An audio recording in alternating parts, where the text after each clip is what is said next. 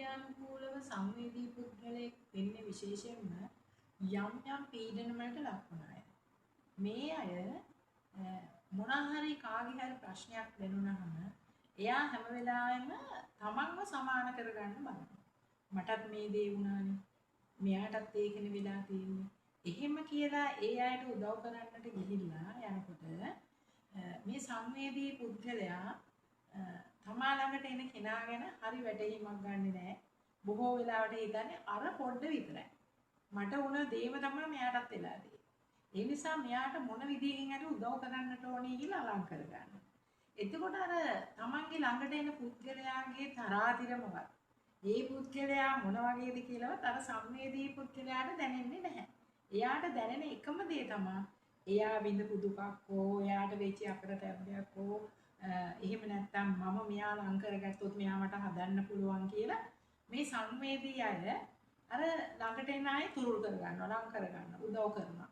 අන්තිමේට මේ සංවේදී පුද්ගලයාට කිට්ටු වෙන එම තැනැත්තා හෝ තැනැත්තිය යම් හානියක් කරලා තමයි යන්නේ බොහෝ වෙලාවට.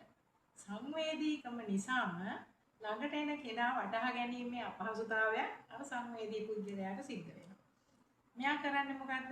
මෙයාගේ සෑම සියලු දෙයක්ම අර පුද්ගලයා සමග සාකච්ඡා කරනවා මට මෙහෙම වුණා කියනවා එහෙම වුණා කියනවා.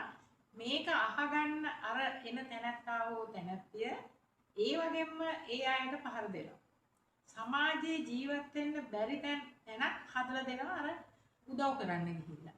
එතකොට මේ සංවේදී බව නිසාම තමා විපතක් කරගන්නවා කියලා සංවේදී පුද්ගලයාට දැනෙන්නේ නැහැ.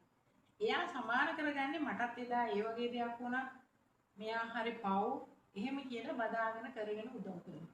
මේ උදව් කිරීමේදී සංවේදී පුද්ගලයාට විශාල වශයෙන් හානියක් වෙනවා කියලා එයාට දැනෙන්නෙම නැහැ. ඒක කාලයක් යනකොට තමයි එයාට දැනෙන්නේ මගේ සංවේදීකමින් මේ අය අයිති ප්‍රයෝජන අරගෙන තියෙනවා කියන්නේ. අපි හැම වෙලාවෙම මනෝවිද්‍යානුකූලව බැලුවොත් කෙනෙක් ඇසුරු කිරීමේදී Taman ඒ අයට සමාන කරගන්නට යන්නට හොඳ නැහැ. මොකද එක වගේ පුද්ගලයන් ගොඩක් ජීවත් වෙනවා කියලා අපිට කියන්න බෑ. විවිධ පුද්ගලයෝ අපිට ජීවිතේදී මොනවා හැනවා. මේ අයගේ විවිධ අදහස් තියෙනවා. Tamanට ලං වෙලා Tamanගේ සියලුම දේ නැති කරලා යන අය මේ සමාජය තුළ ජීවත් වෙනවා. එතකොට මේ අධික සංවේදී බව නිසාම තමන්ගේ ජීවිත අඳුරට දාගන්නවා. මට මේ මෑතකදී එක දුවෙක් කතා කරා.